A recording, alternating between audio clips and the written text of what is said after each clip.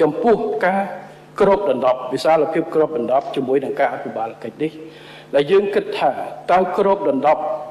ឲ្យបានច្រើនយ៉ាងណាហើយធ្វើម៉េចឲ្យចំគោលដៅនេះគឺជាកិច្ចការសំខាន់ខ្ញុំទទួលស្គាល់រដ្ឋាភិបាលក៏ទទួលស្គាល់ថាការវាយតម្លៃប្រព័ន្ធ ID ពូឧទាហរណ៍មិនល្អឥតខ្ចោះទេពេលនោះគឺយើងឲ្យក្រសួងផែនការចុះដើម្បីពិនិត្យមើលហើយវាយតម្លៃតាមសុចនាករមួយចំនួនហើយកំណត់វាអត់សង្កត់ទេមិនមានអ្វីដែលសង្កត់ទាំងអស់ព្រោះកត្តាវាខុសគ្នាហើយជួនកាលការប្រែប្រួលនៃជីវភាពបើសិនជាយើងអត់អាប់ដេតជាប់ជាប្រចាំយើងទៅខុសមានឧទាហរណ៍ទៅឧត្តរវិជ័យ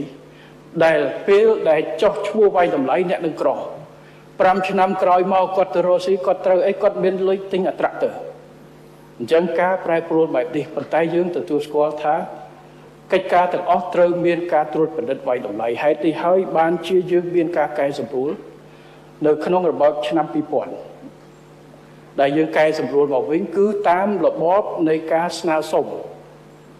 អ្នកដែលមានការលំបាកគឺស្នើសុំមកតាមអាជ្ញាធរហើយគណៈកម្មការចុះទៅវាយតម្លៃហើយបើសិនជាវាយតម្លៃហើយគាត់ក្រពិតប្រាកដគណៈកម្មការវាយតម្លៃថាអត់បានគាត់មានលទ្ធភាពតវ៉ាឲ្យទៅវាយតម្លៃឡើងវិញនេះគឺជាការខិតខំកែតម្រង់នៅក្នុងការដោះស្រាយបញ្ហាធានាយ៉ាងណាកាត់បន្ថយការផ្ដល់ឲ្យមិនឲ្យគេថាខុសគោលដៅឲ្យជាប់គោលដៅប៉ុន្តែអាដាមលោកជំទាវរាប់លានអ្នកដែលបានផល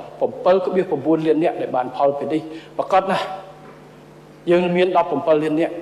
ប្រកាសជាមានអ្នកខ្លះមិនទាន់ទៅដល់ហើយឬមួយក៏វាយតម្លៃខុសយើងជឿប៉ុន្តែទោះជាយ៉ាងណាក៏ដោយរដ្ឋាភិបាលស្វាគមន៍ហើយខិតខំរៀបចំយន្តការជាប្រចាំដើម្បីឆ្លើយតបដោះស្រាយបញ្ហានេះហើយខ្ញុំជឿថា7លានអ្នកដែល7.9 លានអ្នកដែលបានផលនេះមិនមែនអ្នកខុសទាំងអស់ទេបាទ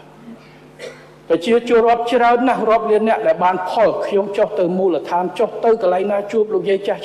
នៅទីតសមរភូមិពេលដែលគាត់ទៅព្យាបាលខ្ញុំសួរបានផលអីគាត់បានក្រីក្រអញ្ចឹងបានន័យថា7.9 លានអ្នកដែលបានទទួលផលពីកម្មវិធីសង្គមខ្លះគឺរបបសន្តិសុខសង្គមខ្លះហើយយើងគិតថាបានសមត្ថភាពនេះដូច4លាន4.8 លានចឹងក្នុង 4.8 លាននេះមកភាគធំគឺសិតតែត្រឹមត្រូវប៉ុន្តែយើងក៏ទទួលស្គាល់ថាវាចន្លោះបោកមួយចំនួនដែលត្រូវធ្វើការវិតម្លៃនិងពង្រីកបន្ថែមហើយធ្វើយ៉ាងណាឲ្យមានសក្តិភាពរឿងនេះជារឿងដែលសំខាន់ហើយយើងខិតខំធ្វើយ៉ាងណាទីជតុលនៅប្រទេសខ្លះសូម្បីតែនៅសហរដ្ឋអាមេរិកដែលយើងនិយាយថាប្រព័ន្ធល្អបំផុតបច្ចេកវិទ្យាធំបំផុតពេលដែលឯកឧត្តម